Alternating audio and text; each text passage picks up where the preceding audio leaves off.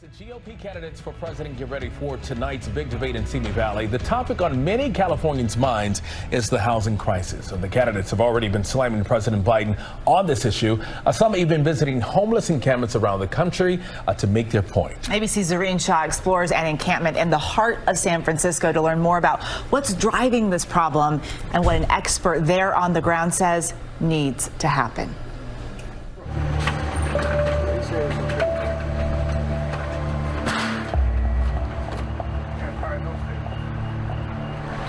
Job, boss? Garbage?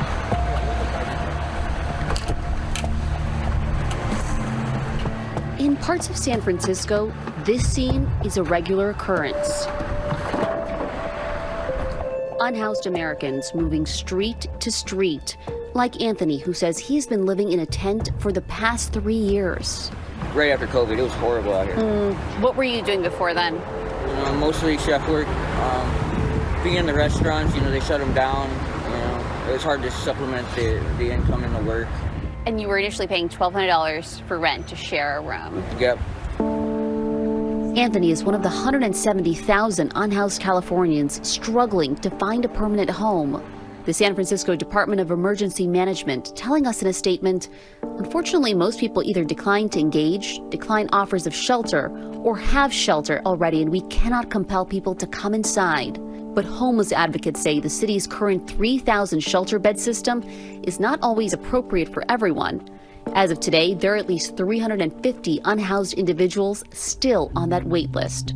Nationally, homelessness has risen to over 500,000 people. The Golden State now makes up nearly a third of the nation's homeless population. The reasons are numerous: the high cost of living from the tech boom, the economic downturn during the pandemic, and mental health crises, all adding to San Francisco's homeless population. Jennifer Friedenbach, the executive director of the Coalition of Homelessness, is one of the people working tirelessly to find Anthony and others long-term shelter. Clearly, you have politics on your mind every day. Yeah, I mean, this is a manufactured issue, homelessness. It was created by a lack of investment. Many across the state say they're frustrated with the growing encampments in their cities. It looks like a junkyard on our block, and it's just not safe. It's appalling. It's absolutely appalling. It's not safe. It's unsanitary. Over the summer, President Biden announcing an extra $3 billion in investment. But on the campaign trail, GOP presidential hopefuls have used the homeless crisis to slam Democratic leadership. Florida Governor Ron DeSantis and former President Donald Trump investing in ads targeting California voters. No wonder why we've had so many people move from San Francisco to Florida over the last few years. We will ban urban camping. Violators of these bans will be arrested, but they will be given the option to accept treatment and services if they're willing to be rehabilitated. Many of them don't want that. Friedenbach says this essentially criminalizes the homeless. What are the top 3 things the federal government can do in this moment? The federal government can quickly invest in housing vouchers. The federal government needs to invest in prevention so that there's short, medium, and long-term housing subsidies when there's a catastrophic health issue or a loss of job or something like that is happening. Having those prevention dollars is key. And thirdly, I'd say is a huge thing is an investment in behavioral health. Some of the solutions are already happening on the streets, just not fast enough for either party. During the end of our time with Anthony, he was offered a place to stay that would get him off the streets. But there are still thousands of people tonight, still on California's streets, looking for a place they can call a permanent home. Zareen Shah, ABC News, Los Angeles. A pregame town hall in South Philly tonight. Police opening the door for neighbors to ask them questions and to tell them what's on their mind. Some in the community say they're dealing with a problem that's impacting their quality of life. Steve, what's going on? Yeah, it was a surprising issue for me that I didn't know about till I was at this meeting. Now, traditionally, for years and even decades, South Philadelphians have found free, safe parking right under I-95 for miles. But now, suddenly, so have a few other people. An absolute mess. An absolute mess. South Philadelphia residents came out tonight to tell police and public officials about a different kind of tailgating going on right under their noses and right under I-95. People living in broken down cars and even in Winnebagos now parked along Front Street. we saw cars with all their windows covered from the inside. One car even with a gas can next to the driver's door, a bucket next to the passenger door, and a generator on its roof. People living in cars, they cook with barbecues, everything. People with generators on the roof living in the car, what are they generating in there? Is it heat? That's dangerous if they've got a small heater in there. I mean, it's a quality of life issue for us, and it's a quality of life issue for the people who are living there. I understand that we need to have social services involved, but we have rights too, and it comes to a point where if you're going to go out to somebody 20 times and ask them to relocate, and then you're going to tell me we can't do anything, well, you can't do anything. The area generally gets run down as a result of people living in those cars because they don't have the ability to go anywhere else, either to use the facilities or to put their garbage somewhere that'll be picked up responsibly. And I think this just multiplies the issue. We know that it's illegal to live in a vehicle, and I think what we're trying to do is engage them with homeless services, offering them help. They do not take those services. They need to move on, right? When we need to move on, we can't have them under 95 living there. While no one in any of the cars living in these places under I-95 came out of those cars to talk to us tonight, including whoever's living in that Chrysler 200 over there with the flat tires, the front and back end smashed, and that generator up on the roof right across the street from both Target and the Acme here in South Philly. Sheba, Jason? Yeah, I know exactly where that is, Steve. So what happens now?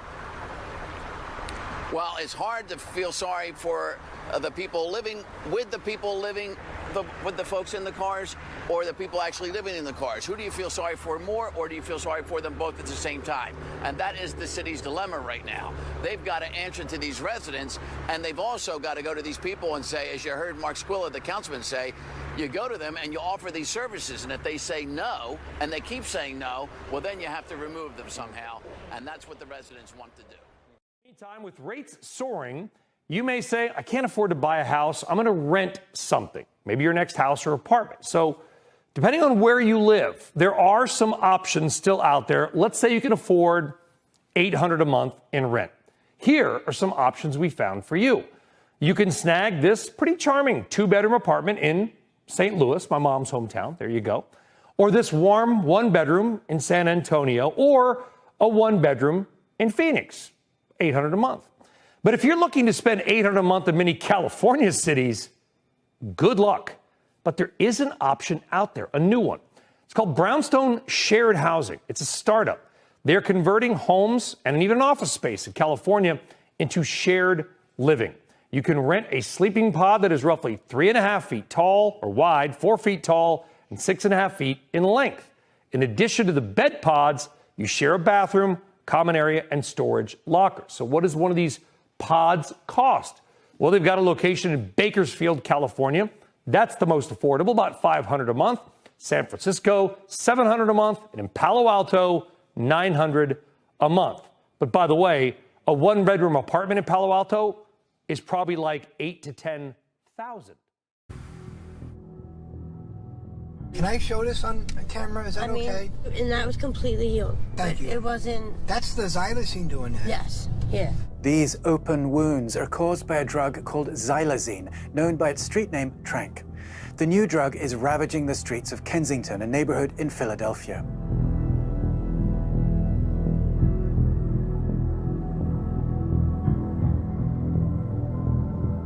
One of the most widely used drugs in this neighborhood is the painkiller fentanyl.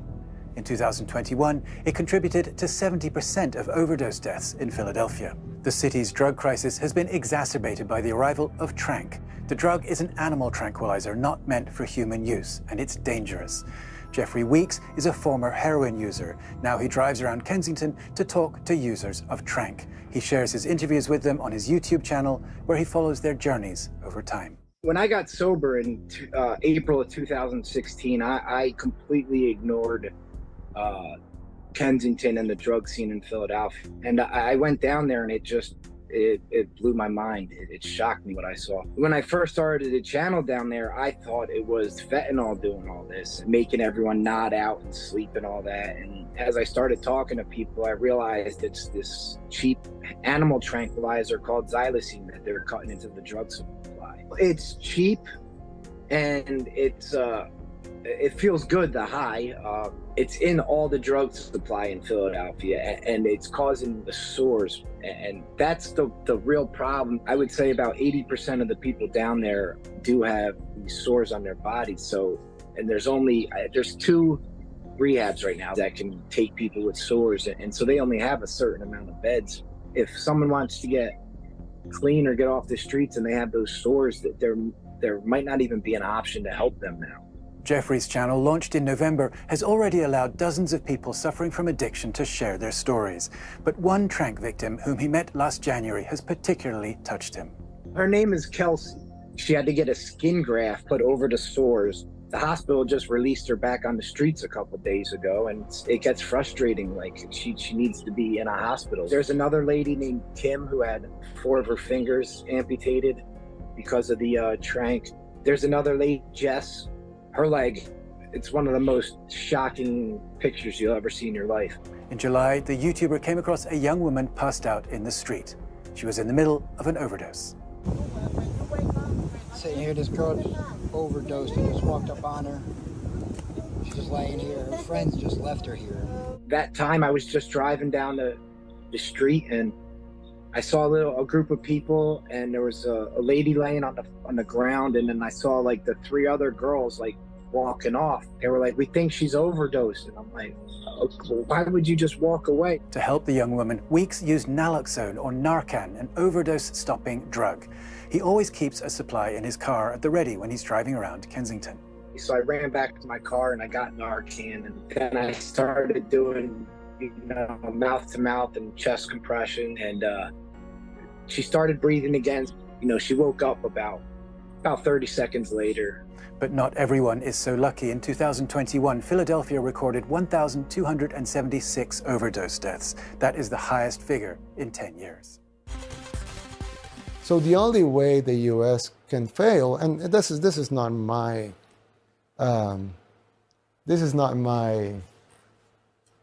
my analysis. This was made by presidents before, by U.S. presidents before. The demise of the U.S. has to come from within. Right? The enemies have to be inside, not really outside. No external enemy can cause so much damage as internal. It's an internal operation.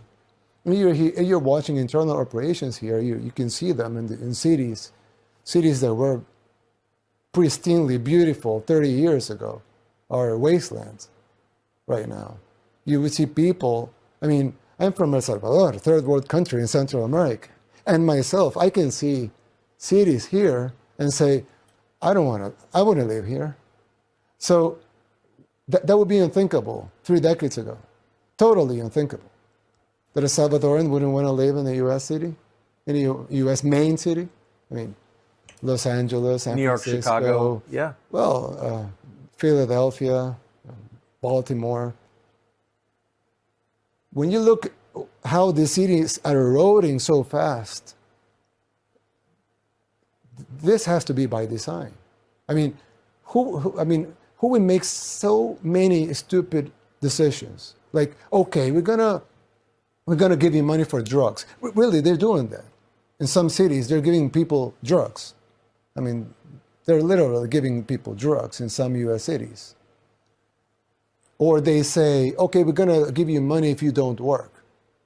Or we're gonna, they make all of these laws that make no sense. Or if they have a high crime, okay, I have a solution. Let's defund the police, right? They make this analysis here. And you see all these campaigns, defund the police. You will see these campaigns of, let's allow shoplifting up to this amount. They make these decisions openly. It's not even a secret. They make it. They make them openly. And we all know what would be the consequence of it.